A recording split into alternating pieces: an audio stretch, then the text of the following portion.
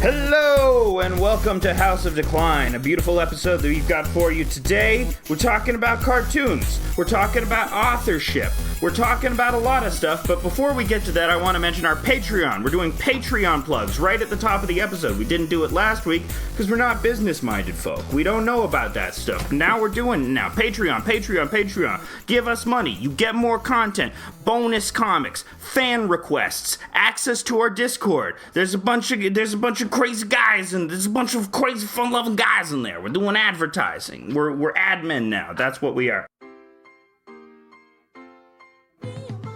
Do you like the sound of this music? It's Josephine Network, and they are on tour right now, or soon, coming to a city near you. On 420, they'll be in D.C., 421 in Durham, North Carolina, 422, Richmond, Virginia, 423, Wilmington, North Carolina, 425, Charlottesville, Virginia, 426, Charlotte, North Carolina, 427, Knoxville, 428, Atlanta, Georgia, 429, Athens, Georgia, 430, Asheville, North Carolina, and May 1st in Baltimore, Maryland. It's Josephine Network. Me and my boys got it all figured out pretty good. So do that, but also today, we have in studio, Steven, as always. Hello. And a guest I've wanted on for a long time, a great cartoonist, the wonderful Rory Blank. Howdy. Rory. So, hello. I don't know. Can you hear me? Oh, I can hear you very well. Cool. Hi. I just spaced out for a second and I was remembering something from a decade ago. What were you remembering? And so I guess this is kind of in a very, very vague way related to what you were talking about. Apparently, like over the last couple of days, people have been having some sort of really nebulous conversation about the idea that David Lynch is a conservative, which is also like, not really supported by anything other than just his use of the aesthetics of suburban life. And cops, he likes cops, I guess, in that, but maybe, who knows, yeah. Maybe, but like... He was an Eagle Scout. Yeah, but what I remembered, because I've been seeing people talking about this for the last few days, is like in 2012, before the 2012 election, he wrote an essay endorsing Barack Obama that went as follows. I am going to vote for re-electing President Obama. I have noticed something in Mitt Romney's name, which I think speaks about what he is. Or what he's about. Yeah. If you rearrange a few letters, Romney becomes our money. I believe Mitt Romney wants to get his mitts on our money. He would like to get it and divide it up with his friends, the big money bunch. I would believe he would like to get his mitts on our money, our resources, our freedoms, and our American dream. I do not trust Mitt Romney to look after the best interests of 99% of Americans. I think electing Mitt Romney would be a catastrophe for our country, one which would be real difficult to straighten out later. Please do not let Mitt Romney get his mitts on our money or our United States of America. I think that's great. Couldn't you picture the creepy dude from Lost Highway saying that? You know? And also just to be clear, in case it wasn't readily apparent, every instance of the word our is just the letter R. Yeah. I would have gone with not our money, but our money. It sounds like a rapper M. Night Shyamalan would come up with our money.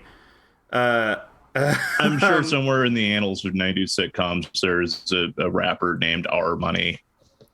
But yes, you bring it up because what we're talking about today is we're going around about the concept of death of the author. But rather, I have come up with a patented Alex harebrained theory that I call birth of the author. which is sort of in the age of infinite reproduction of the internet, stuff loses its context, its initial context, like right away, immediately, if it gets popular. But then, after like a few years out there, people discover the origin of where it's from, and suddenly that work becomes recontextualized once you learn about its context in the author's body of work, and through that body of work, the author's biography itself. So first, we have to talk about death of the author. So Roland Barthes, around the early 20th century, theorizes death of the author, right? Which is about removing a text from the biographical context of the author. When you analyze a text, all you care is about the logic and the world within the text, and not about the subject that is shaping it. So I want to get both of your views on this. Stephen, what do you think of death of the author? Do you have any general thoughts? Not really. You don't have any real thoughts on death of the author? Why? Do you not care? I guess I don't understand it. What don't you understand about it? Like what it means.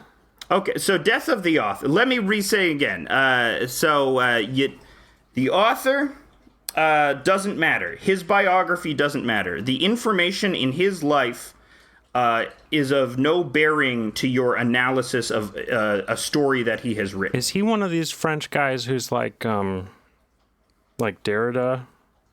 I think he comes. Okay. He's contemporaneous with Derrida, and it's about sort of the removal of meaning through metatextual analysis. So the fact that I'm just looking at his Wikipedia and that he's a structuralist means I kind of just de facto disagree with whatever he has to say. Why do you disagree with structuralism, Stephen? Because they're just annoying. What's annoying about them? They come up with these harebrained ideas. Yeah, like me. Yeah. We're doing post-structuralism right now. Yeah, supposedly. I mean, I don't know. You gotta... I'm not familiar with the concept, so I'll have to, do a little reading. An easy way to think about it is, this is why it's totally fine that Louis C.K. just won a Grammy for Best Comedy Album, because he's completely divorced from his work. It's a standalone thing. Oh, okay. Yeah. And it doesn't... I mean, people really seriously very much make that argument. Even people I respect will make that argument. That's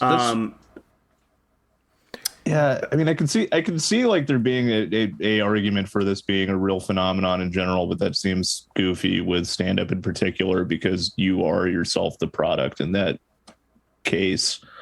Mm-hmm.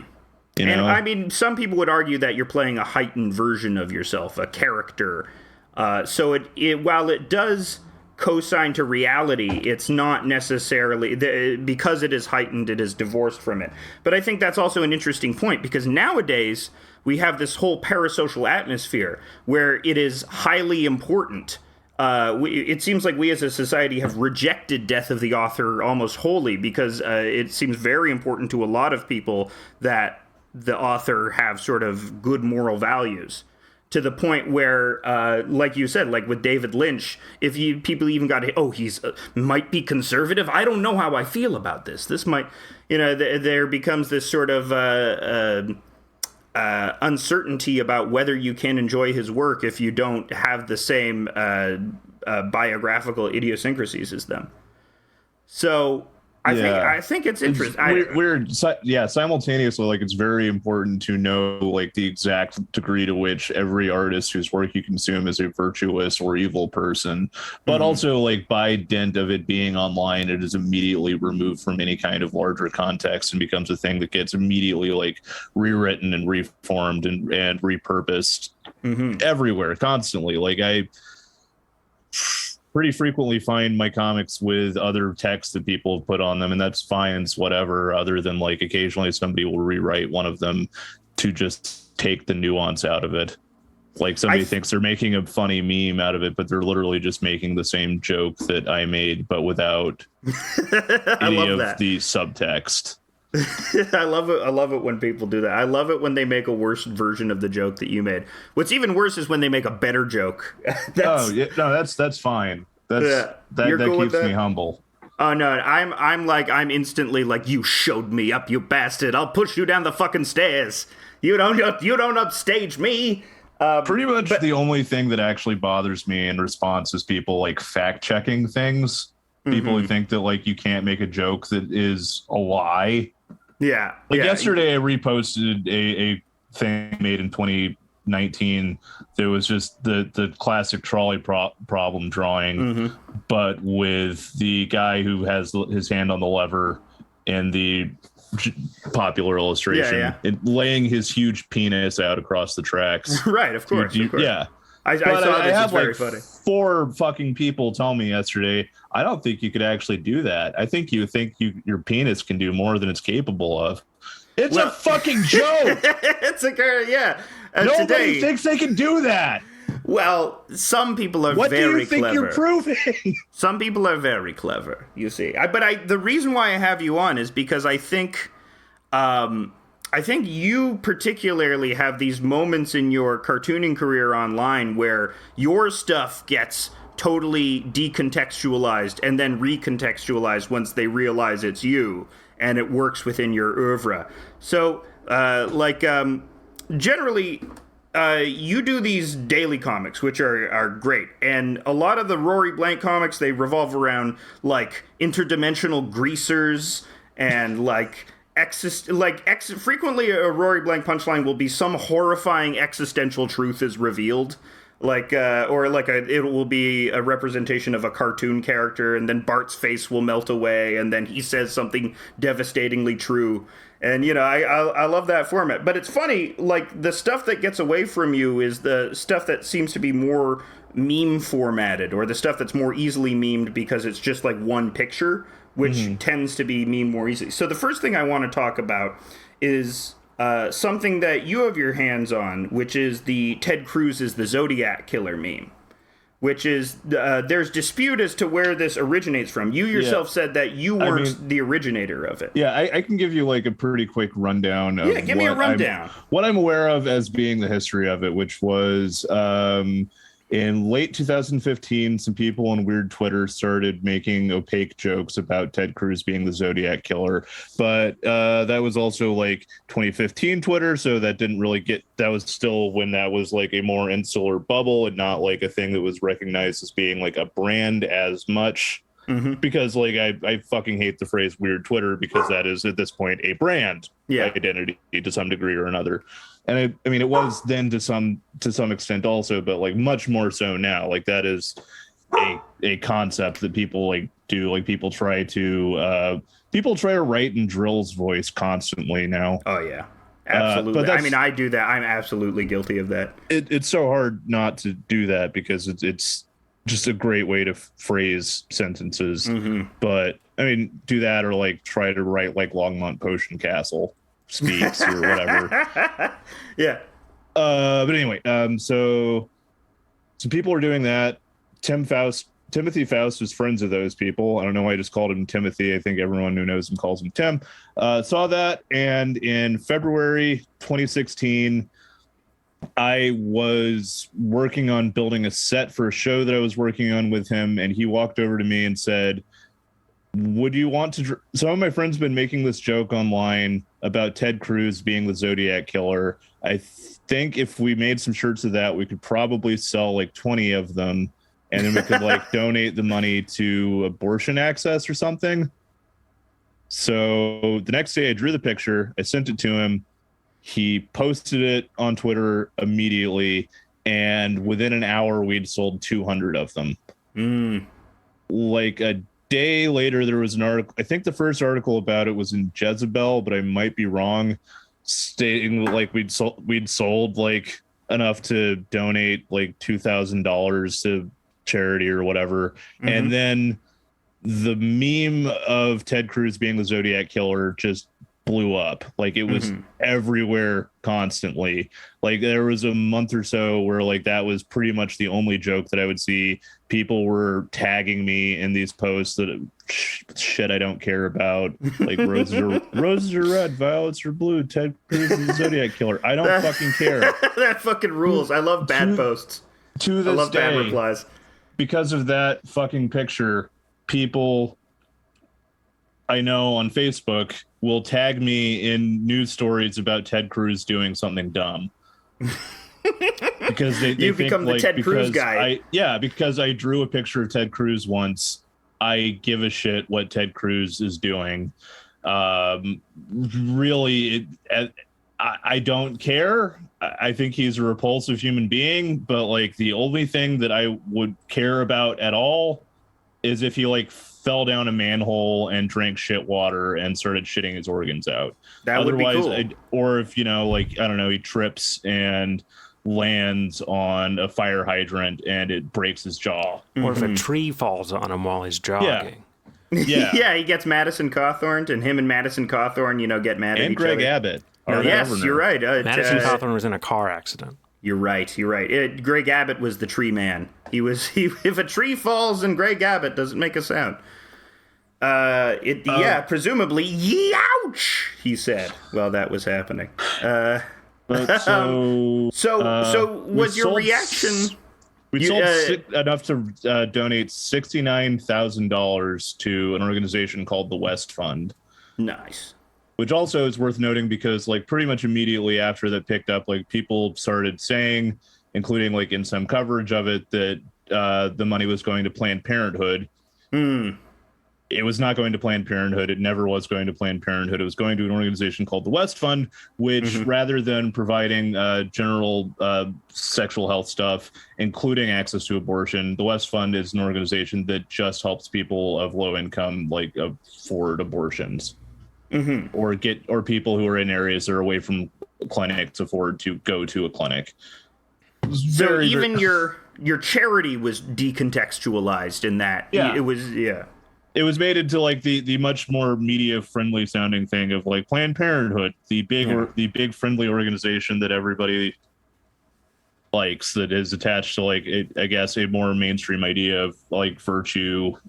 Or the virtuous thing to do around reproductive health care and abortion access. This is a much more hard-nosed version of that. Was there an initial amusement with the like total memification of it, or was it only bemusement? Was it only just sort of you being weirded out by the widespread nature of it?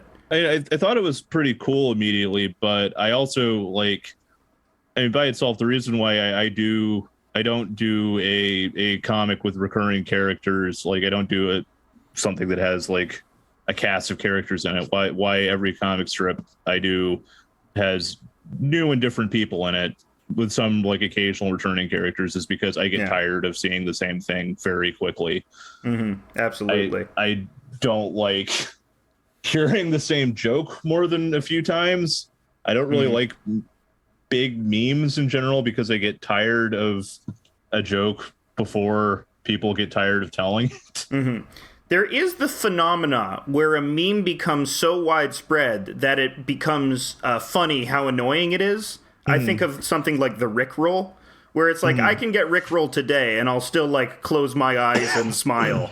Because it's like, this is so fucking stupid. It's also a good song.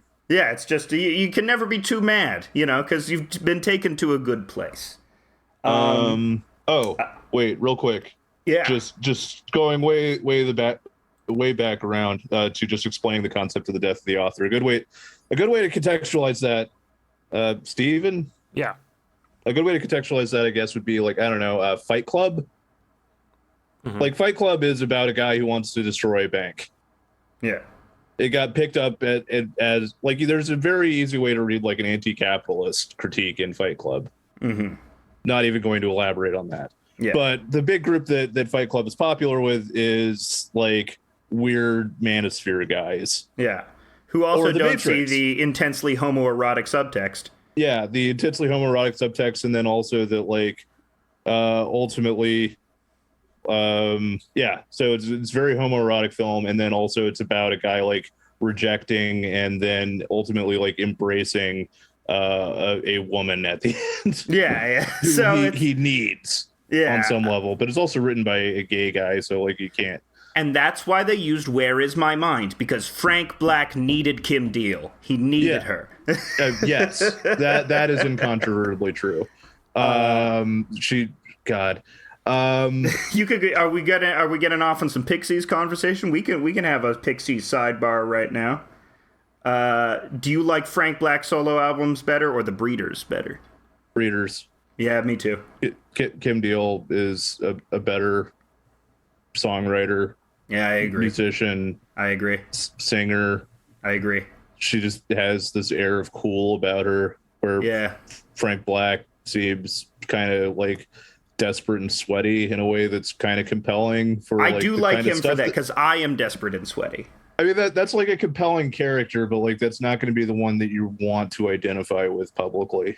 Yeah. Kim Deal's just, it's light, breezy, and spooky. That's what I love about Breeders' albums is how fucking spooky they are because of how sparse and bare. Was it Albini that recorded those? Yeah.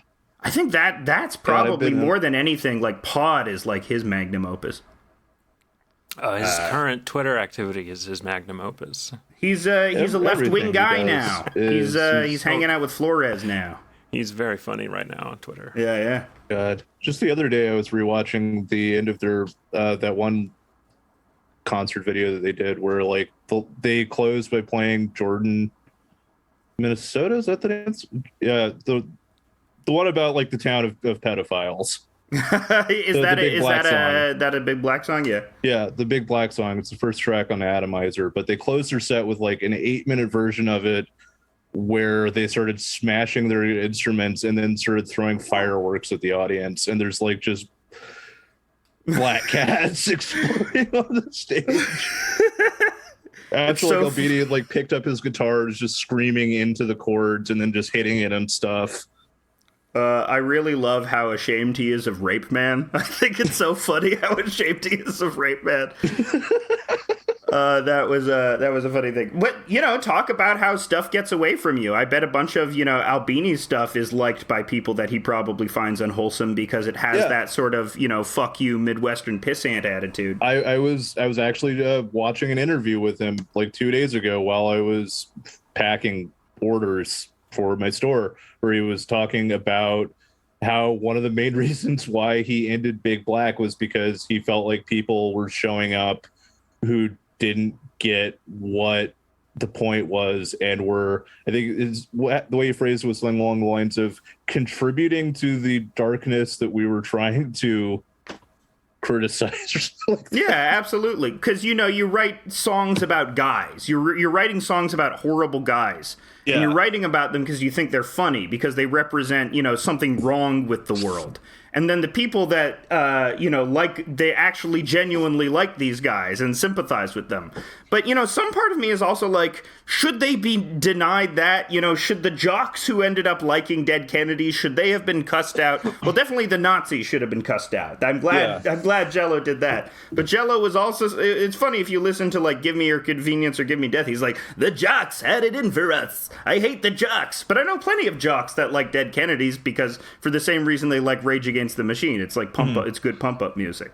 Oh God, yeah. Oh, there's a great example of the concept of the death of the author. Just that video from like the post 2020 election protest, right wing protests, where there's like this boomer couple like just dancing to "Killing in the Name of" to protest Donald Trump losing the election. Yeah, it's so good. Because that song in Rage Against the Machine is extremely popular with the right because they do not care about any of the words to the song other than just the part where they say, fuck you, I won't do what you tell me over and over and over again. Or they recontextualize it because they're like, oh, Democrats were the original Klan, so some of those that burn crosses are the same that work forces. So I've thought about that. I think that kind of reads, but I think ultimately like it's just that the modern conservative ethos can just be boiled down to petulantly yelling "fuck you, I won't do what you tell me." Fuck you. It's a very. I the think rest that of the words message, don't even matter.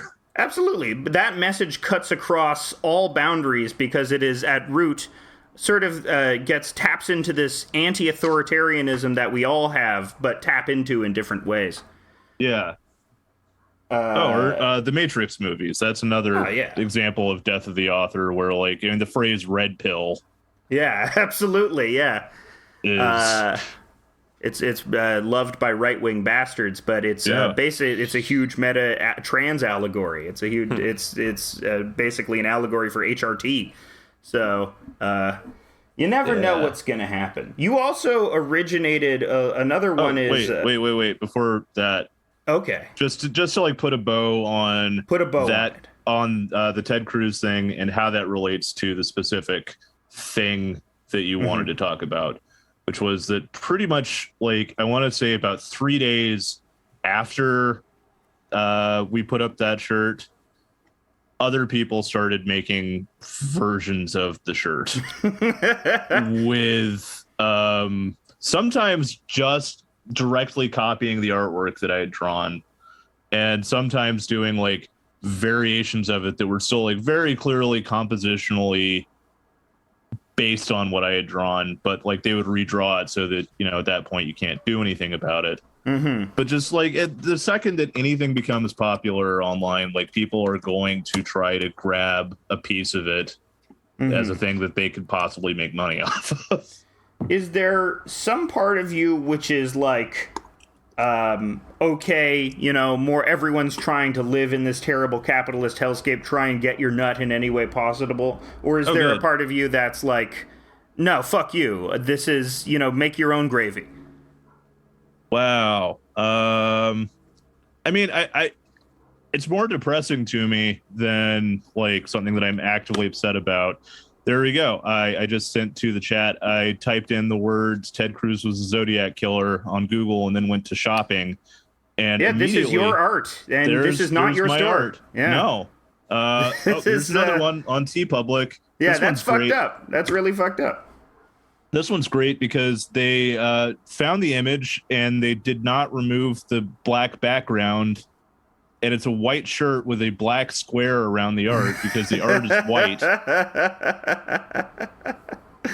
There's just fucking hundreds of these now. It's pretty much unstoppable. Yeah. So I kind of have to resign myself to it to the degree that like I can't do anything about this. It would take, I mean, I could like hire a lawyer or somebody to take down every copy of my artwork, but I ultimately don't see the point. And these people are probably not selling that many of them. Yeah, I mean, the meme is it's no longer its time has come and gone. Yeah, I mean, like I don't know who wants to buy one of these shirts in 2022. I like the idea of someone he just like got unfrozen and just discovered Chapo Trap House and is like, oh my god, have you guys heard of this? This shit is great. Actually, okay, every like 6 months I'll get one person telling me I should do a reprint of those shirts, and to them I say, and I will say it again now, Ted Cruz has made the joke. Yeah, it's dead. Ted Cruz has tweeted the words or tweeted jokes about being the Zodiac killer. It's fucking dead. It's not funny. If you have the shirt, get rid of the shirt. It's not funny anymore. Burn it. It's done. Put it in a bank vault. It is lost any cachet that it once had. So this is interesting to me because this is an example of something that gets so huge you almost resign yourself to the fact that people are going to rip it off, which segues nicely into another work of yours that I love, one of my favorite works of yours, which is the Bigfoot Signs. So can you explain the Bigfoot Signs to us? Yeah, so that also happened on a much, I think that felt like a much more rapid ascent. Let's see. So there's a wider context to it also that I don't think was ever really publicly clear, which was those signs that you see places that say like, in this house we believe that science is real. Yeah. That so forth, so on. That's gay people, trans women or women. Sort of they don't even have that on that. They don't even go that far. No human is illegal. You're right. Yeah, that Elizabeth Warren shit, that Kamala shit. So I mean, none of those things are by themselves bad to have. Yeah, they're just trite. It's not bad to believe any of that stuff, but it's extremely obnoxious to put that on a sign. and put that in your yard. Yeah, a little. Yeah, Because nobody who's doing that is actually doing anything else.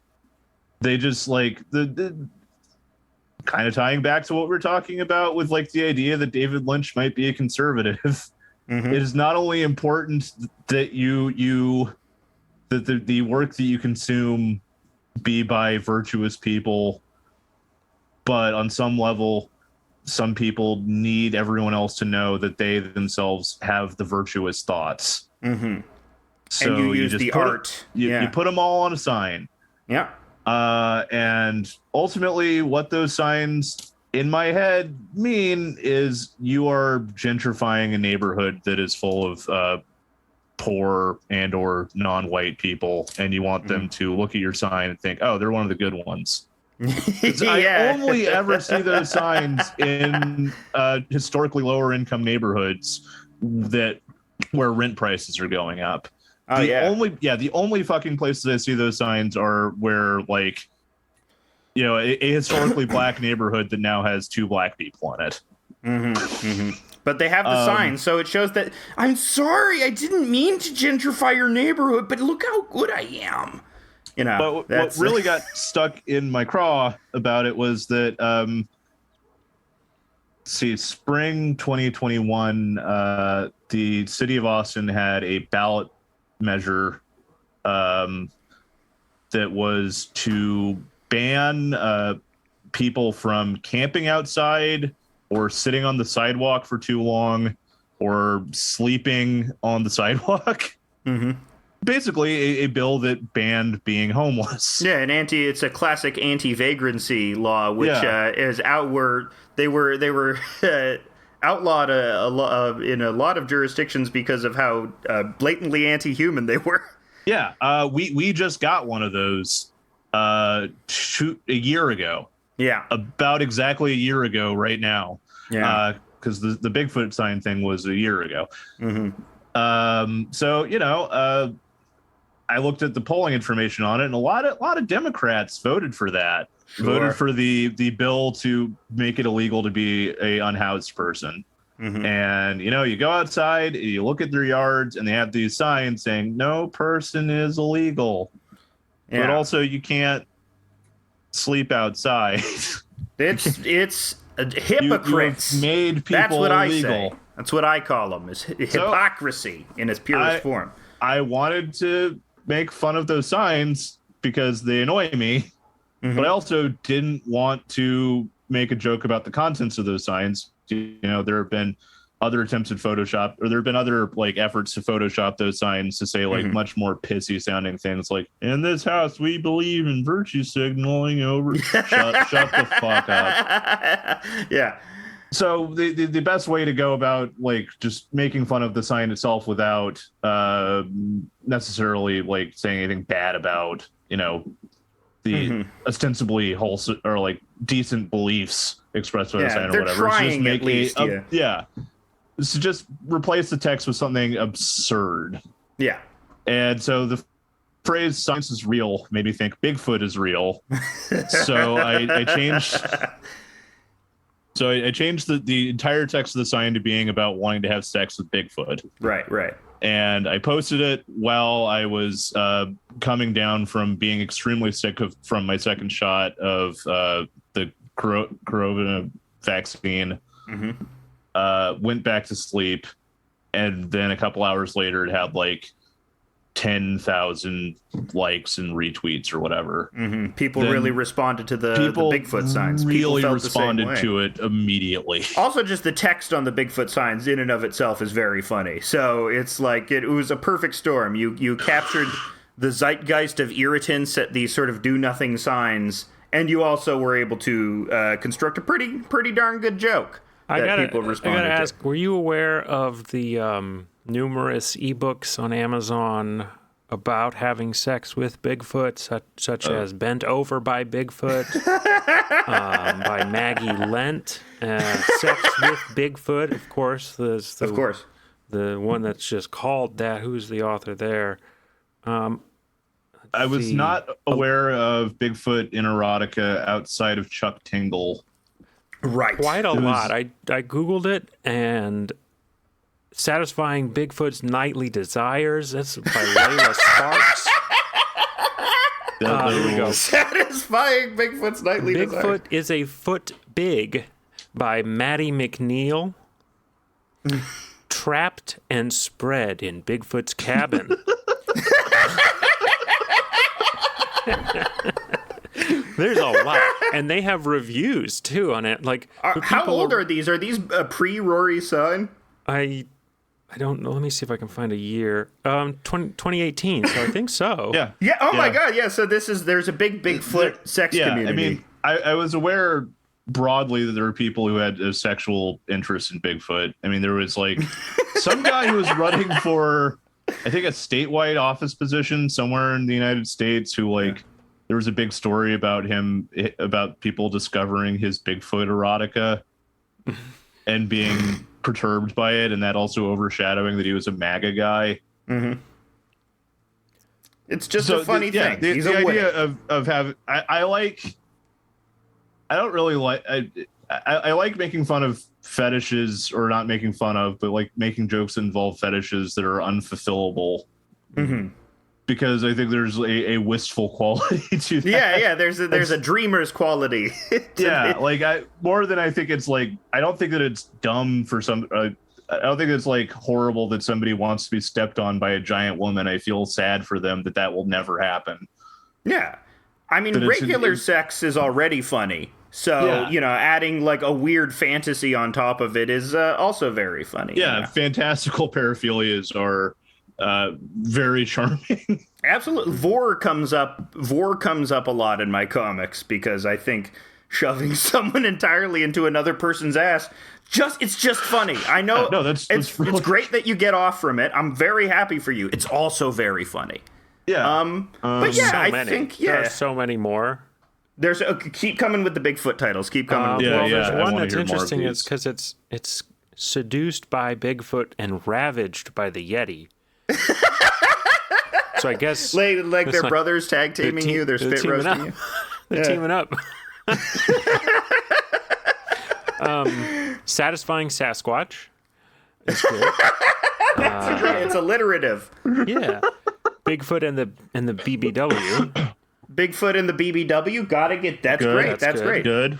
Let me see. Well, they're just saying customers who read this book also read, and so I guess also Minotaurs are so I'm getting a lot of Minotaur. Yeah, beast men is sort of a general beast people. See, now we're just into like, oh, here we go, ganged by Bigfoot. So I guess ganged by Bigfoot. Yeah, really, Bigfoot runs a train on you. A train of Bigfoots. Oh anyway, my God, that's basic. I think it's probably the same person writing on under various different pseudonyms. And it's just the one. These books are like $2, so. Yeah, I don't know how long it takes to write. Are they like actual print books, or is it just like a 20-page ebook? Yeah, it's all ebooks. I feel like you develop a formula for it that you can crank this stuff out like really rapidly, like Chuck Tingle does. Yeah, I just don't know like how you come up like how you continue to do that. Like I feel like you run out of ways to describe sex. No, you do a daily comic every day, and you haven't run out of ways to describe existential melting. Yeah, I don't know. It's such a specific thing that like I don't know. After a certain point, I feel like how many times can you describe one verb? I guess the same joke, the person that does the same joke over and over again. And Chuck Tingle definitely is guilty of that, but for some reason the joke keeps getting funny because because it's not just one joke; it's a set of specific obsessions, being fucked by my lesbian, being pounded by my lesbian sentient turnip, who's also a lawyer. I mean, there's a market for it. That's I'm just saying, like I don't know how like you get the drive to keep doing that. It seems like it would become exhausting. Pretty quickly. The romantic vision I have of it is that it's like an English major who just wants to be a writer more than anything. And this is this is what they have to do. Yeah. It just got popular and momentum kept carrying it. I'm making $20,000 a year from Bigfoot sex things, and I guess I could go back to work at the call center. Oh yeah, no, absolutely. Like, I guess I'm also not making money off of making. I'm not making a livelihood off of making erotic fantasy novels, so I don't have the same push that somebody who's actually like that's a good word for it. Possibly whether or not they can successfully write a book about a golem made of cum coming to life and fucking them. You just is whether did it. or not See? they get You're pitching it to eat.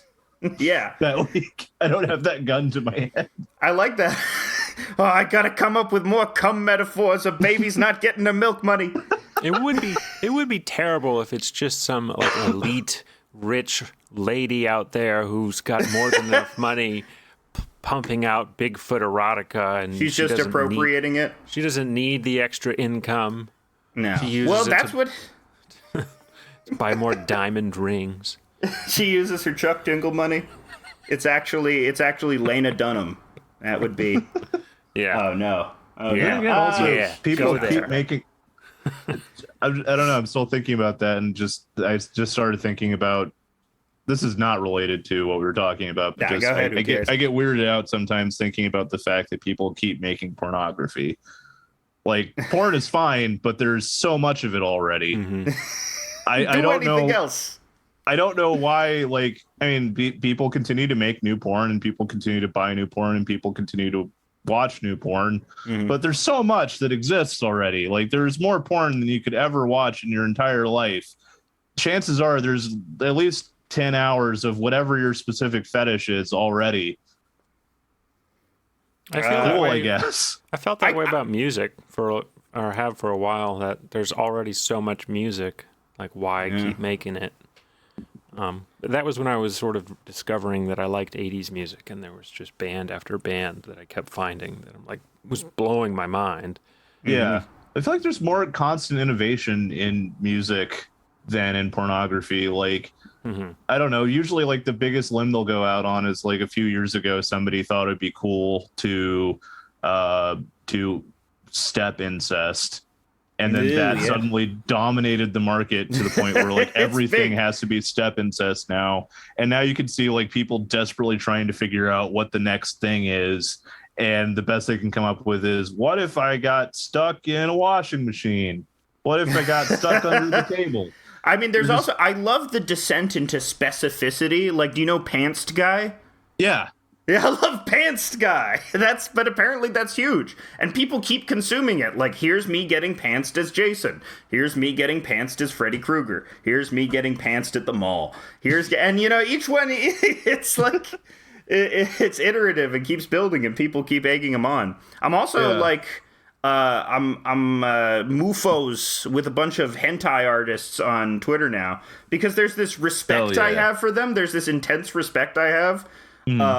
Because they're making it. They're making it as artists, doing something very specific, and like, I don't know. There's also like a lot of them are just really good at what they do. There's a ton of craft and care and love put into it. Eventually, I want to get one of them on the show and interview them about life doing porn. That's one of my dreams.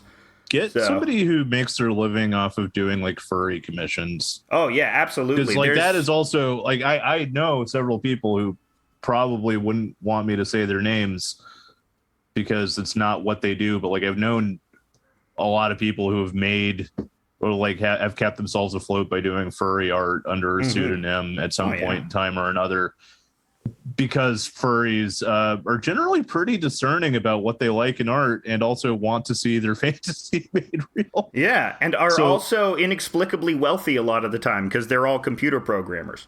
Yeah, so they will patronize your arts and compensate you very nicely for doing these I think pretty cute thing that they want to do. Yeah, sure. Until it's not, it's not. I don't want to get into some of the weirder, like, sure, there's like Nazi furs, baby furs. That's. But in a broad sense, like furries are fine. They're doing a thing. Oh yeah, that makes I love them happy. furries. Tons of the House of Decline fans of the comic are furry people, and yeah. Oh my god, I got so fucking mad once when I was a few years ago at my old job. I used to be, I don't know if I told you this, I used to be a content moderator for a major social media website that you mentioned that. Yeah. Hypothetically could get sued for mentioning their name, but I don't know if that's real. I think the NDA was just kind of meant to scare me more than it has. Don't mention their name, just say what happened. Oh, okay. So I specifically was working on a team that monitored and dealt with like extremist content, mostly like neo-Nazis. And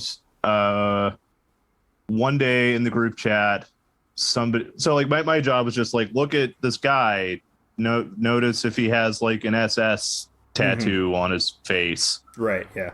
Whatever. Miserable work.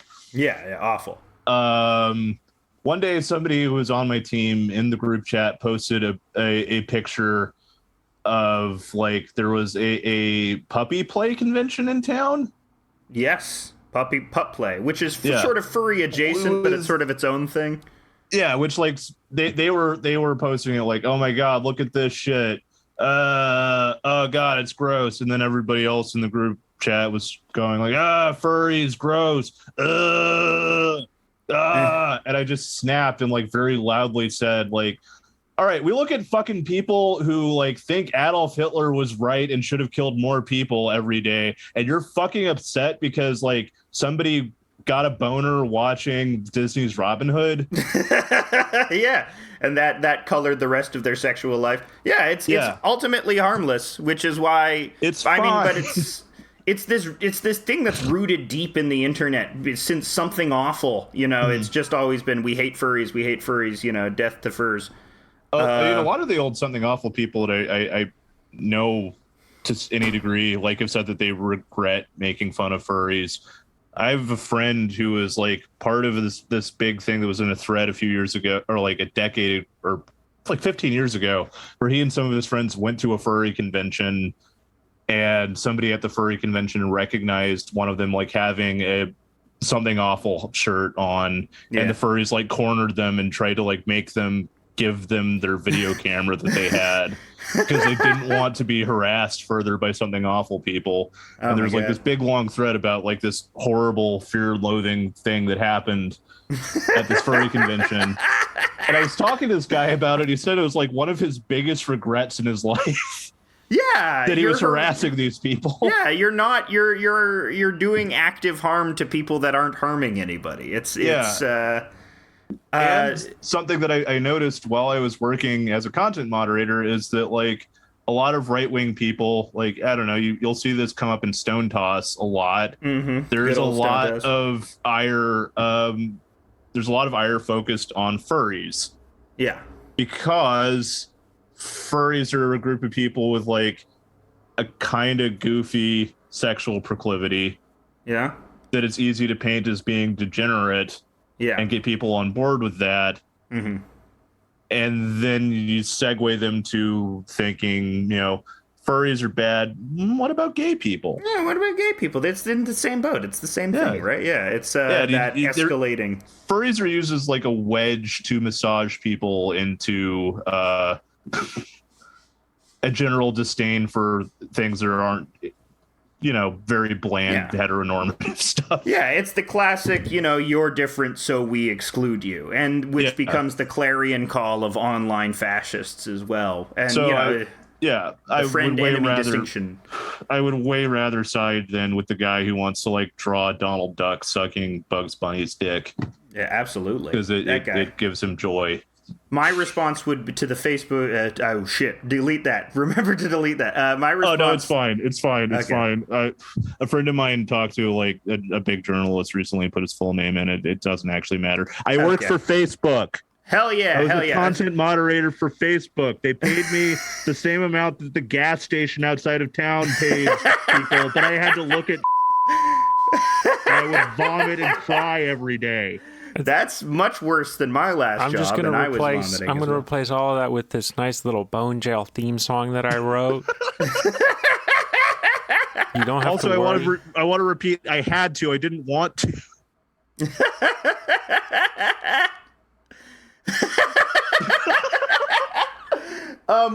So talking about furries, I do want to get back to the Bigfoot signs, because the Bigfoot signs were stolen, but it was different than, say, the Ted Cruz, because it seemed like you could do more about it.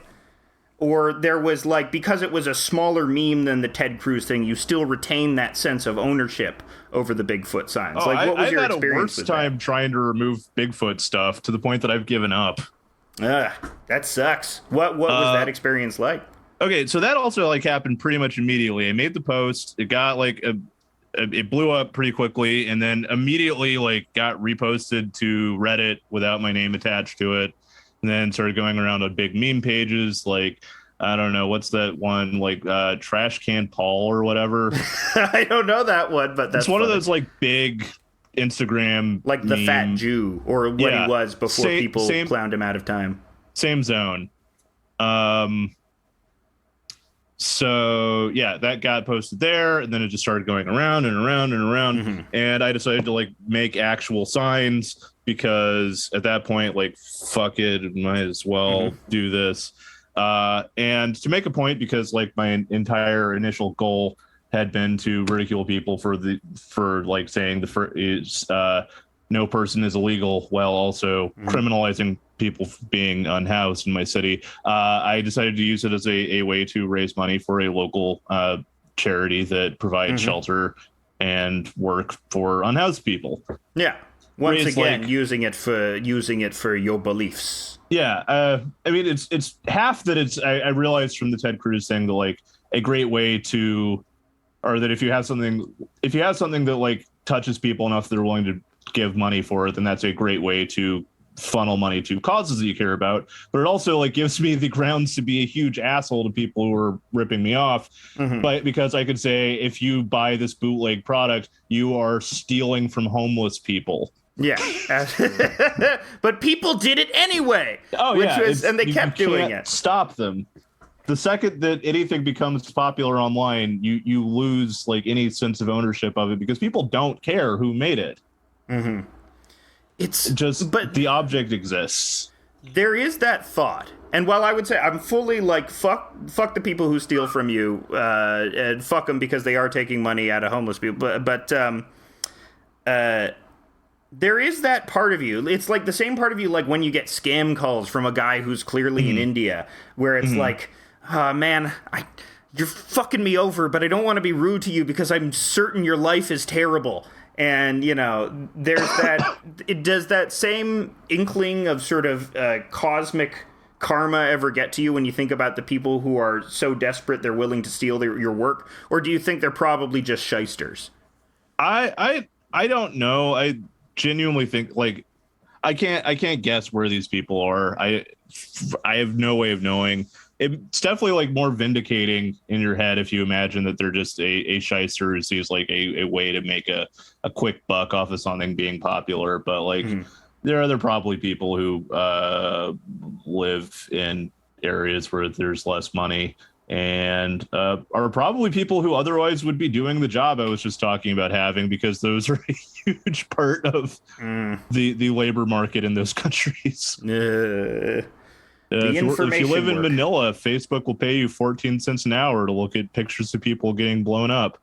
Hey, you know, we've all seen the Pearl video. We've all gone to Live Leak. No, I don't think we've all seen the Pearl video. Don't look it up. We've all had to watch. I was gonna make a joke about the like QAnon alleged Clinton snuff film being real, but I forgot the name of it.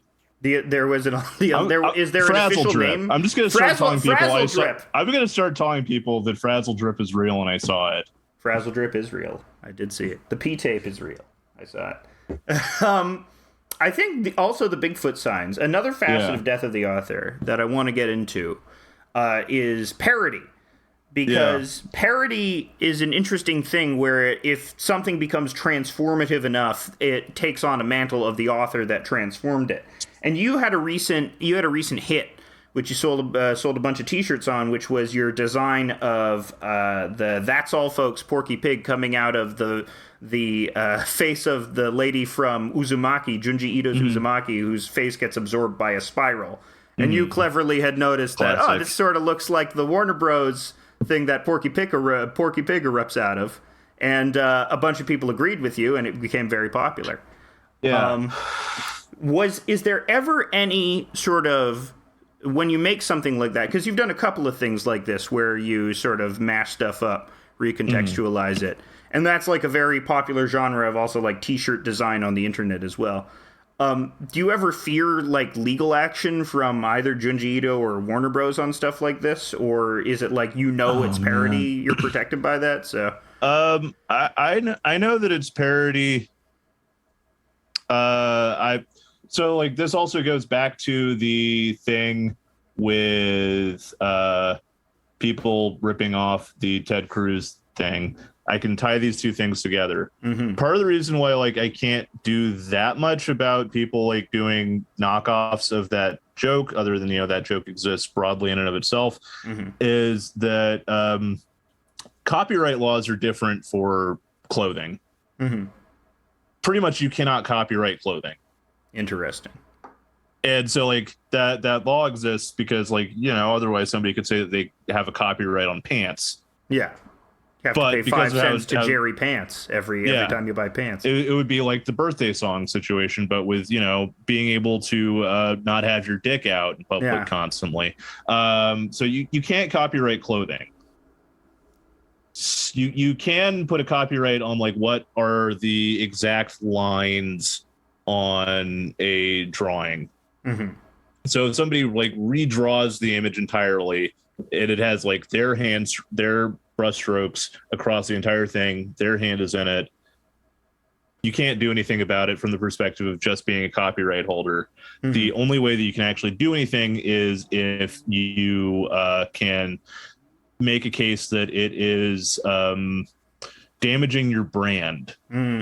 So like when Disney takes down stuff, it's typically under the suggestion that like this is diluting their brand, that somebody is like taking away from or that there's brand confusion happening. And like I can't remember who, but it's like I remember it off the top of my head seeing some like street fashion guy a few years ago like do some Simpsons bootleg stuff, but on it said like his name X Simpsons. Because like that's how you say like this is a collaboration between these two things. It wasn't. He had no like direct involvement from the copyright holders for The Simpsons, so they could say like this is infringing on our brand because it's suggesting there's an association between that and our work. Versus like I could draw a picture of like Bart or I could draw a picture of Homer sucking himself off and put it on a shirt and they really can't do anything about it because like it's pretty clear this is not official licensed Simpsons merchandise, and there's like an infinite amount of unlicensed Simpsons merchandise floating around. Absolutely. You wouldn't want to interfere with Black Bart. I love Black Bart. Yeah, no, I love bootleg Simpsons stuff. Matt Groening, I know, like collects bootleg Simpsons stuff because I know that for a fact because I drew a bootleg Simpsons shirt once that somebody told me that they got a copy of to Matt Groening. I have no idea if that's true. I've also heard that Jim Davis collects bootleg Garfield shit. Well, he's got a lot of that now. There's so much fucking Garfield shit. I mean, he's set for life. Like Viacom owns Paused Inc. now. If he wasn't like a multi-millionaire before, he is fucking set for the rest of his life, and he's probably got like 10-20 years left anyway. Maybe he'll survive forever. Maybe he'll get the singularity done to him, and Jim Davis will be the first person that exceeds our human mortality. So like he has very little incentive left at this point to try to protect his brand closely.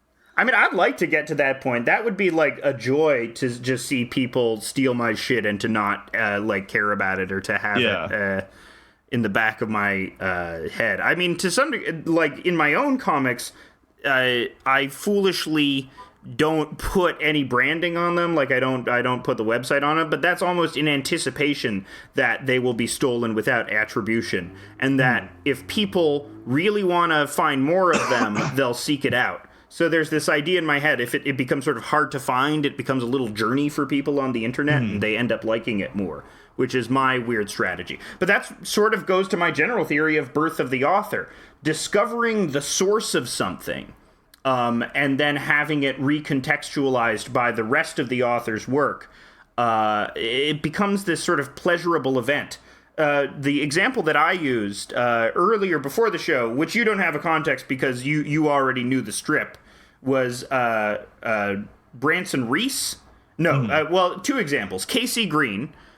Casey Green has, of course, the This Is Fine dog, which became huge. Everybody loves that dog. I still see that today. And you know what? It's not that old. The sentiment is still very apparent. You're trying to calm yourself when everything is falling apart around you. It communicates that very effectively. And also funny enough that just that the dog is called the This Is Fine now, or This Is Fine dog, because that dog is actually called Question Hound. Yeah, he has a name. Real gun show heads know that dog is Question Hound. Yeah. Sorry. I was just going to say it got retrofitted to being the This Is Fine dog against Casey Green's will. But sometimes you just have to accept it, because I think that meme became so huge that eventually I would wonder if it actually produced dividends for Casey Green, because he's all shit now with it. Oh yeah, there's a This Is Fine dog Funko Pop. Yeah. Oh my god, that's so fucking funny. Oh my god, that's so fucking funny. I want to buy one and set it on fire, because that seems like the right thing to do. Yes, absolutely. So that This Is Fine, and so people see that This Is Fine, but some quality of Casey Green's work, I think, draws people in and makes them want to find out where this comes from, and how, which is how a lot of people ended up discovering Gun Show. I think another one that was interesting to me was Branson Reese's comic, where it's the first panel is a guy that has a shirt that says "No Fear." Another guy comes in with a shirt that says "What if they made Simpsons porn illegal?"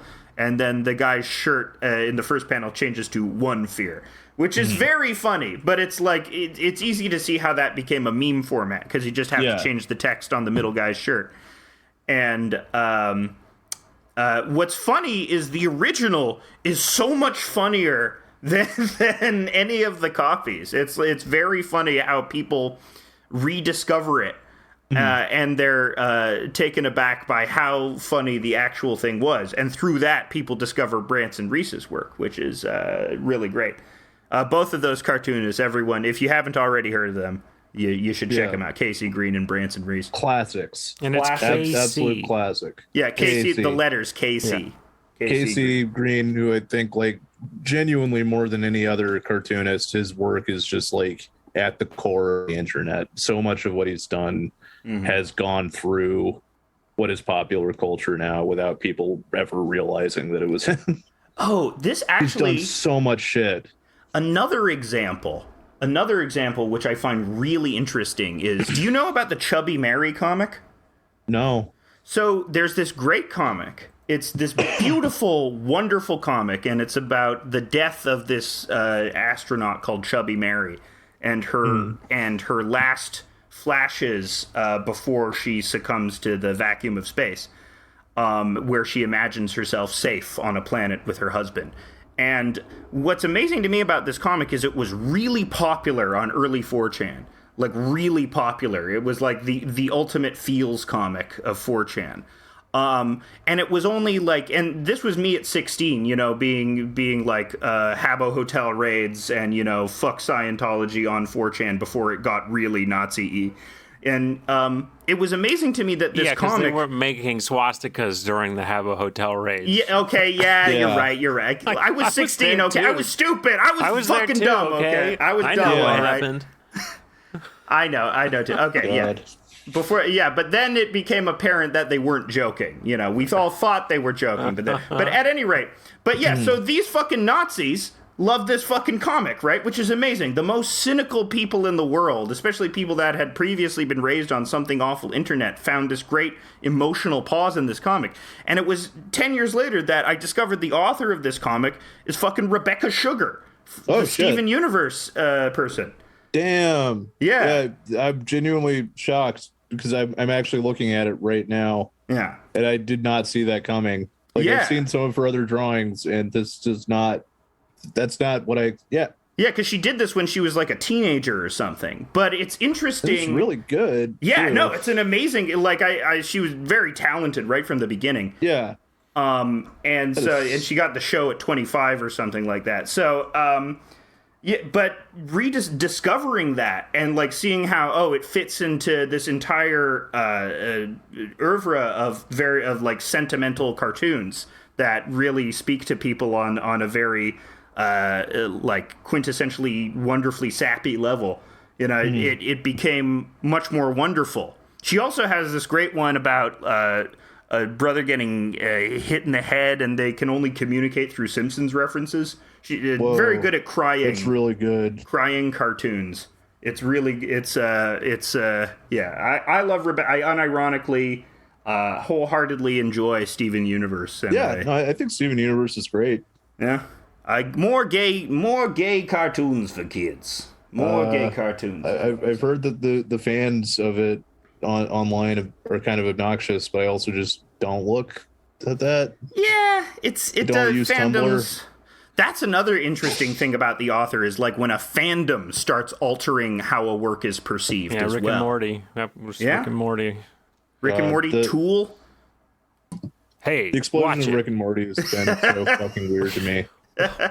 Hey, You know need Rick us and to Morty explain guys, how right? Rick and Morty fandom changed it? Is that what you said? No, it's No, just no. like the Rick and Morty fans are so fucking weird to me, especially because like I have a friend who was a assistant on the first season of that and sent me the pilot for it like 6 months before that show aired. So I was really excited for that show when it came out on. I've literally like day one fan of Rick and Morty, and I have not even watched the most recent season of it because the people who like it just fucking annoy me too much. I don't want to even think about the show at all. Yeah, it's fucked up when that happens. Like, I can't. Like, what's a fandom that turned me off of a show? Not really Doctor Who. I mean, that show's already terrible. Like the Lord of the Rings. Yeah, Doctor Who turned me off of Doctor Who. Lord of the Rings, Steven? The Lord of the Rings did that for me with the movies. I kind of was like, I didn't really feel like it deserved Best Picture, and that was when it reached like a really huge media saturation. I was kind of done with Lord of the Rings at that point. Was it, what was it about it? The fever pitch, how everyone was just so uncritically praiseworthy of it?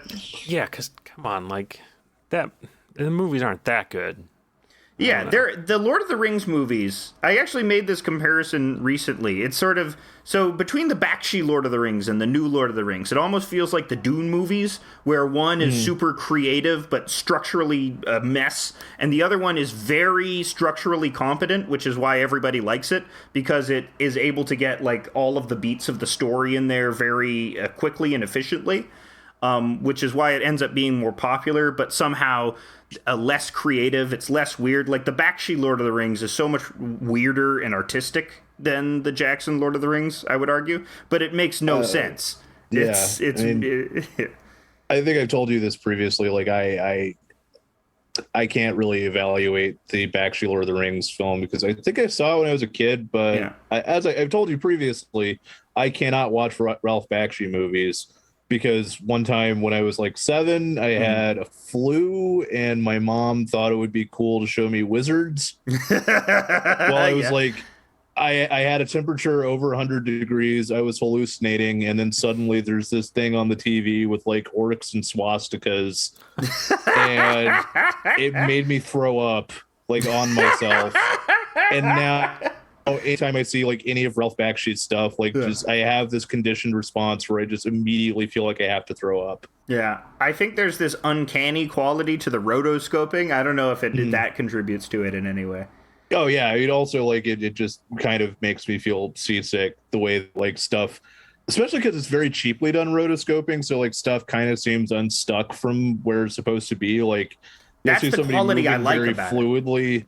but also not quite hitting the ground correctly. Yeah, and like they don't, for some reason they won't bother to animate like the drop shadows on the ground, so it looks removed from the actual background. It's very, but I sort of like that. I sort of like the weird mistakes. I wish I could enjoy it. Yeah, it's you don't have really to enjoy not, it. It's not an aesthetic preference. It is like a conditioned response. Yeah, it's entirely physiological. I feel like I have that too. I have that for like Bright Eyes. Like I can't enjoy Bright Eyes because I knew the worst people in the world who enjoyed Bright Eyes. Okay. No. Oh, that's weird. Yeah, I'm kidding. Oh, you mean I'm other kidding. than that, you'd love his music? No, probably not. I'm going to use that to make fun of you later. Everybody feels like a Midwestern emo boy who just wants a gal, you know? Okay. You just want a gal by your side, and you're in Omaha, and it's terrible. I think I haven't even like actually listened to more than a couple Bright Eyes songs because for the longest time, the people who I encountered who liked them just put me off. Yeah. There's a shameful amount of work that I've had that experience with where I've avoided stuff because of people who liked it. Oh, yeah, that was like, I mean, for Pitchfork Media especially, like my reaction was anything that Pitchfork likes, I hate. Yeah. So I hated the Arcade Fire. I hated LCD Sound System. I hated the Knife. And then a couple years later, I get up because, you know, once you turn 30, it's like all of your pretensions about being 20 and like defining yourself by your tastes, they go out the window. And then you just start appreciating stuff more for what it is. And so I ended up picking up LCD Sound System, being like, you know what? I really like this shit. I know he's a 40-year-old hipster guy, but it works for me. It works for me. Yeah, I only like 3 months ago found out the name of the song Dance Yourself Clean and that it was an LCD Sound System song. I had heard that song like dozens of times when I was in college. Just I would go to parties and it was on in the background at parties. I think I'm the same age as you guys. Yeah. 32? Yeah, 32, exactly. So you know, you were in college at the same time as I was, so like that song would just be playing at parties constantly. Absolutely. Yeah. And I had no fucking clue what it was called or who it was by until a month ago. I'm not exaggerating. It was like a month ago that I found out what that was.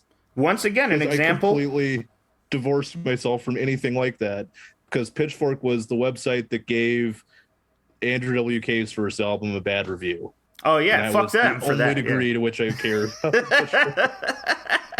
of the that's greatest good albums of all time. Absolutely, I Get Wet. He was a big free jazz guy. That's what I liked Andrew WK. He was big with Wolf Eyes as well. He was big into noise music. Very interesting person. I saw him do a set with Nardwuar once. Was Nardwuar doing, what's his band? The Radiators? The Serviettes. Or I think he had another one that I can't remember the name of, but it was just a set where it was like Andrew WK on drums and Nardwuar on keyboard. It's very funny. That's very funny. In a shitty bar just off of downtown in Austin. And like Nardwuar had his shirt off the entire time, and he's an extremely hairy man. He looks like a little gremlin. That's very funny. They were just dicking around and mostly they played Party Hard like at the end of the set, but it was mostly Nardwuar's music, which like I don't know if you've heard much of it, but it's like really he's got nerdy songs, punk music. He's got like a song that's like I've got a disease, I'm addicted to cheese. Yeah. I've got a rash.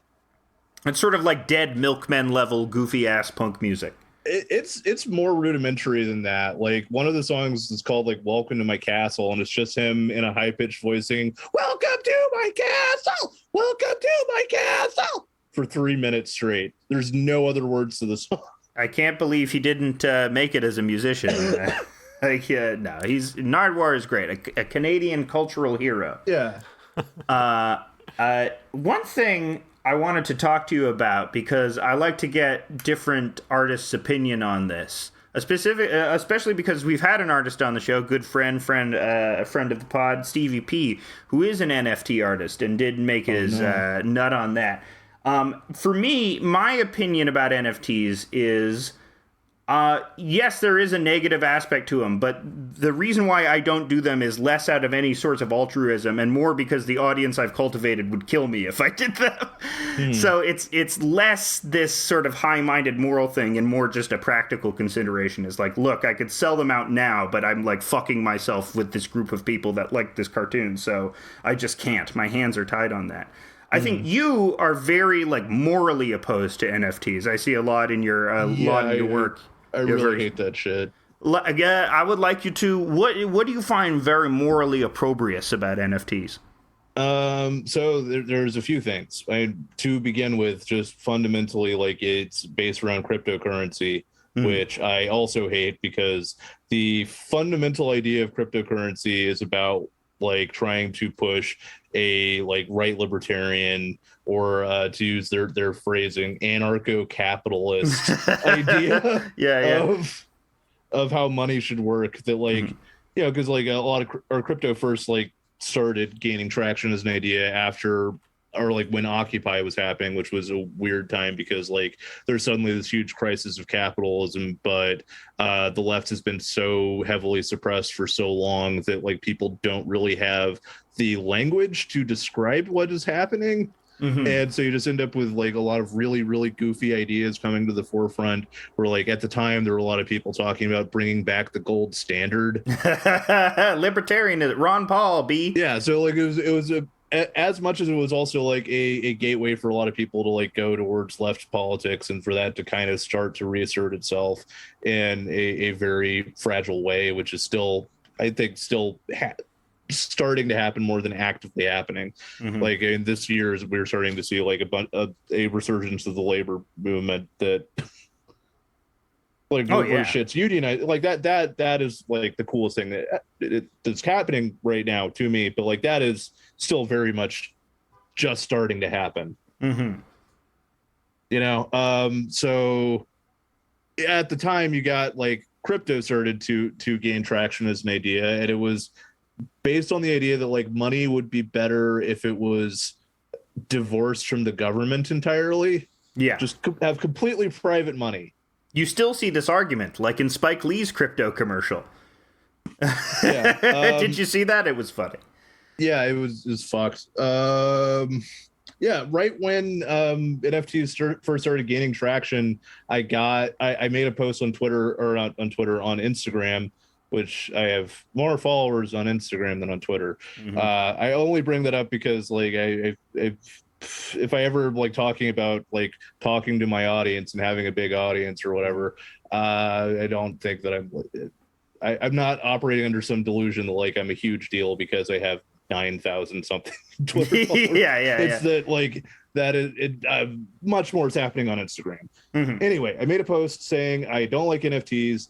Some guy immediately hopped in to like tell me that NFTs are cool because cryptocurrency is anti-capitalist, and asked him what the fuck he was talking about, and he like said that capitalism is when you use state-backed money. What?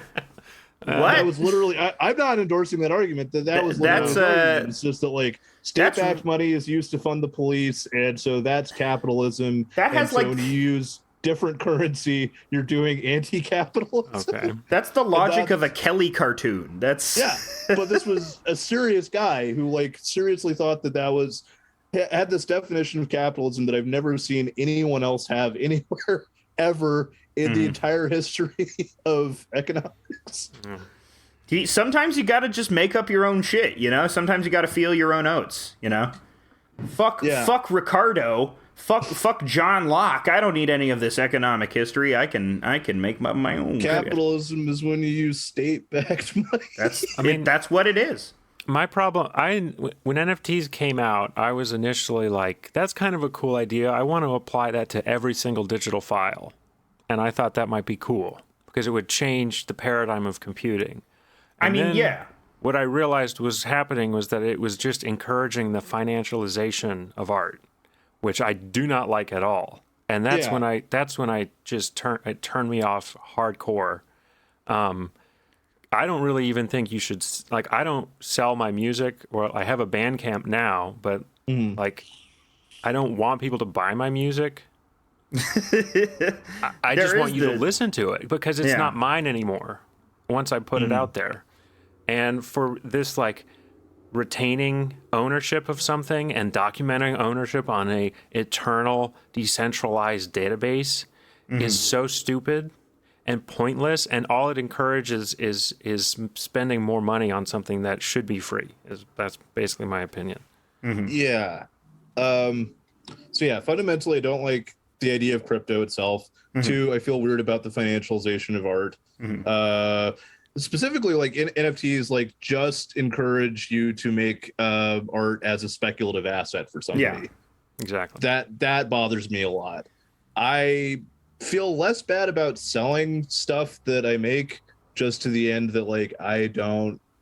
Before when I had that last job that I was talking about, I was making my comics in my free time, and they weren't really that good because I couldn't spend that much time working on them because I had a full-time job and I had to, like, do other stuff also. And also I was sleeping 4 hours a night. Yeah. So I don't think that it's, like, wholly immoral to be able to make a living off of your labor, which is ultimately, like, what selling your art is. Right. I mean, in my my fantasy for artists is that artists have a very nice stipend from the government that allows them. I mean, that would be the ideal. I would stop selling merchandise entirely if there was just, like, a grant that I could get that would just, like, pay for me to live in, even if it was, like, a shittier place than I live now. You gotta go to the Netherlands for that. They have sweet deals there. They're starting a pilot program in Ireland right now for UBI for artists. Nice. They're, like, picking, like, 1,000 people or something to do that as an experiment with. I knew one guy who sort of just moved to the Netherlands. And he was like, he whispered to me, he was like, no one knows that you can just go here and they'll pay you to make jazz. I was like, yeah, that's great, man. Shit. And he got, like, I don't know, 20,000 euros a year. And just we like our jazz here, you know. Yeah, is there a big Scandinavian jazz market? Oh yeah, they clap at it. You know, it represents the turmoil inside the Scandinavian mind. You know? Yeah, they love their jazz. This is my German accent. This is my crude metal jazz now. Oh, I'm sure that for sure exists. Absolutely, that for sure exists. And not like a fusion of the two, like the way that, say, was it Naked City that's out there that they had they incorporated elements of, like, grindcore. Yeah, I'm talking, like, just a guy wearing a bullet vest and corpse paint and just soulfully playing a trumpet. That would be great. I think that would be fantastic. So NFTs, there's also, like, of course, I think the thing that is most objectionable about them is the environmental factor. That beyond all else, I think, is the thing that is like, oh, so you're just wasting more energy for something that doesn't need to have energy wasted upon it. You know, this is something that it's not worth wasting this amount of energy for. If you were maybe wasting less energy or none at all, then maybe it would be a little more emotionally and morally saleable. But no, because there is this environmental cost, especially, you know, when we're already rocketing towards environmental disaster, that it feels untenable to try and hold this position. That being said, you know, if, like, my favorite comedian does an NFT because they were talked into it by some guy, you know, Eric Andre, like, I think did an NFT, and I was like, well, what you gonna do? I think David Lynch did NFTs, and I was like, what you gonna do? I hope not. Something like that. But but one thing that I think was very interesting about NFTs, and a problem that I think is maybe worth addressing, but I'd like to get your opinion on, Rory, because you work in an all-digital medium. So usually when you work in an analog medium, you have an original drawing that you can sell for more than, say, a print, because it does represent something unique. Yeah. And it's an actual physical object that is unique.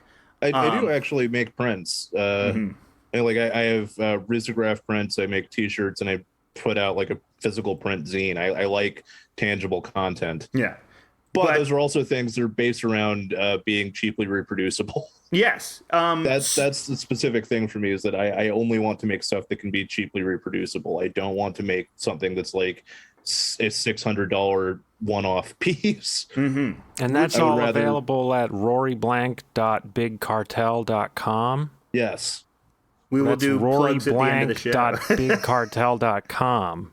We'll mention it again. I wasn't trying to bring that up to like sell shit. No, that's my job though. Like, so I'm glad he's producing. Part of my intentions that I do not want to make anything that has like a price that is inaccessible. That's probably just to do with the fact that like my parents were super into punk when I was a kid, so I just grew up listening to like Minor Threat and shit like that. And so I've just from a very early age got in my head like shit needs to be accessible to people. Don't try to like just get as much money out of shit as you possibly can. Just make stuff that anybody can kind of grab if they have like a couple bucks on hand. So if there were a version of NFTs so what a lot of digital artists want, especially not a lot, but I assume some digital artists want, people that work exclusively in a digital medium, is something like what analog artists have, like a single piece that is exceptional or different in some way because it marks some form of originality. And I think there is an attraction that people have to this because in our era of eternal reproduction and decontextualization, more purchase has been placed on authenticity. And part of why Death of the Author has died because I think even your prints, which are infinitely reproduced, are more authentic because people know the personality behind it. They know the person that is producing them, which creates a greater sense of loyalty in your material as well. I think, not only have we rejected Death of the Author as a society, but we've gone in completely the opposite direction where the author is almost primary in how you consume the work. Do you have any thoughts on that? Or do you have any thoughts on more just say your parasocial relationship with your fans? Do you have any thoughts on any time that has been weird to you? Any time you thought it was actually nice? What does it mean for authenticity? It's always weird to me.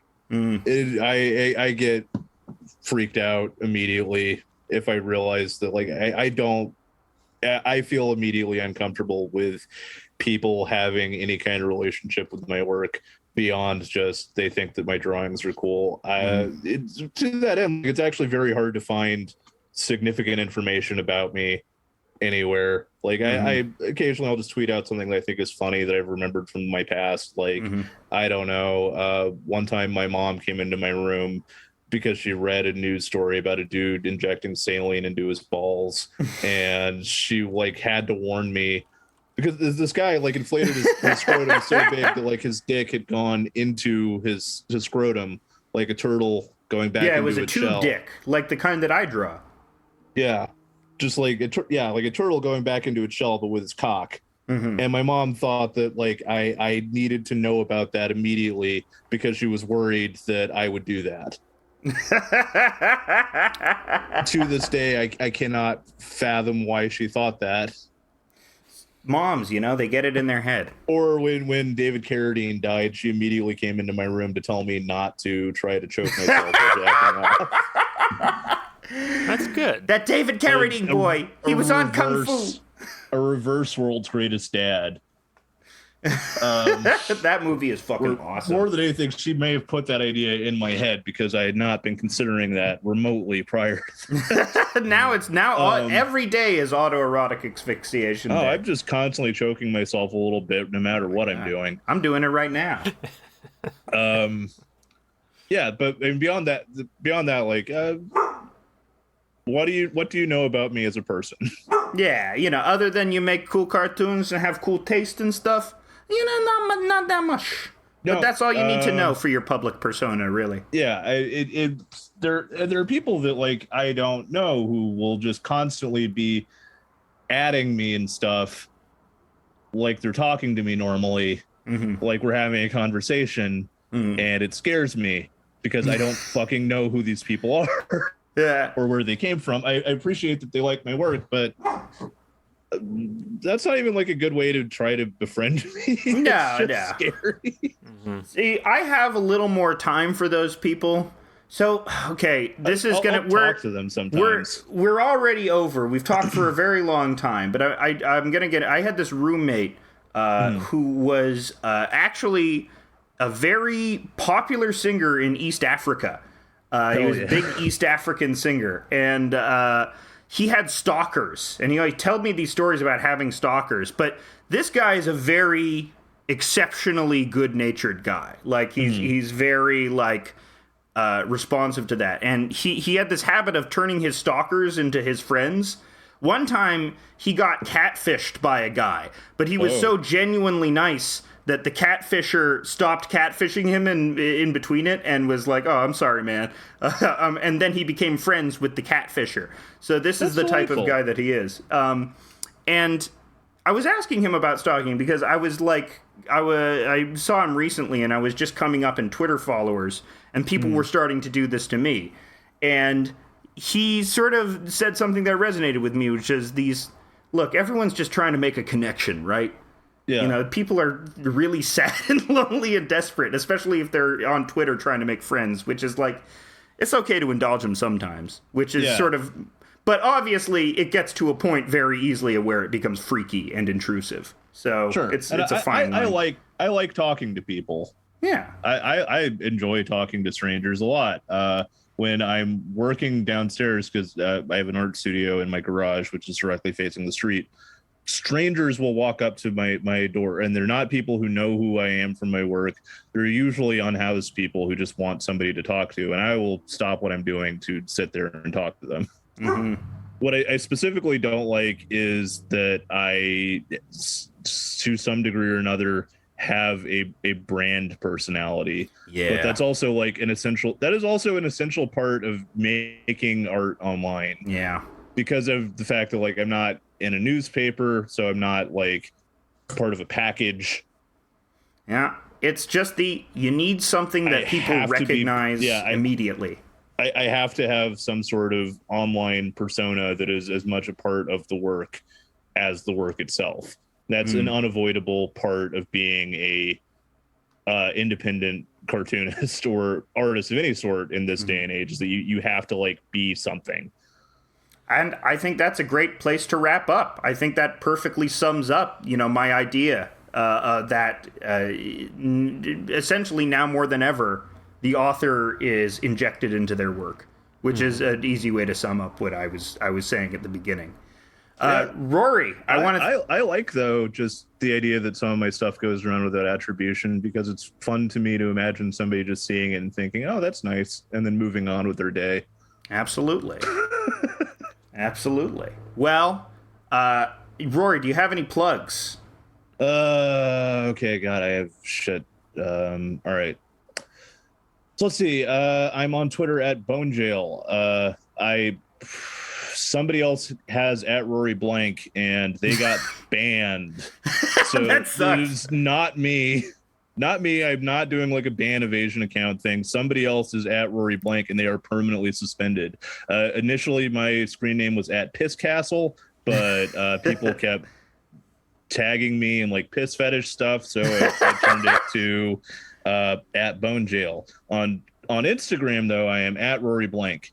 I have a Patreon where every month I send out zines and stickers that are stuff that is not my normal daily webcomics. It's usually like either a short story on a specific subject, or collages, or martial arts instruction, or okay, I did one that was just like 20 pages of here's how you punch somebody's face through their ass. That's, people need to know. Yeah. Yeah, so that's, you can find that pretty easily. Anything else? skeletonwizard.com or roryblank.bigcartel.com. I have stickers, posters. You can find my old zines. I have clearance shirts I need to get out of my garage. Other than that, I don't know. I want to plug the movie Ruthless People, starring Danny DeVito and Bette Midler. That fucking rules. That's what I want to plug. Ruthless People fucking rocks.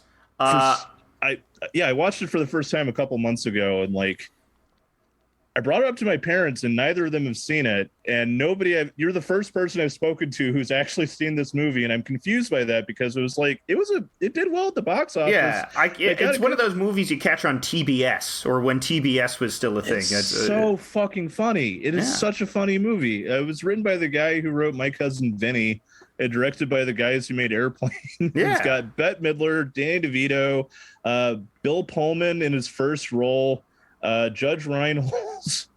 Just a cavalcade of stars. It's the hardest I've laughed at a movie in a really long time. All right.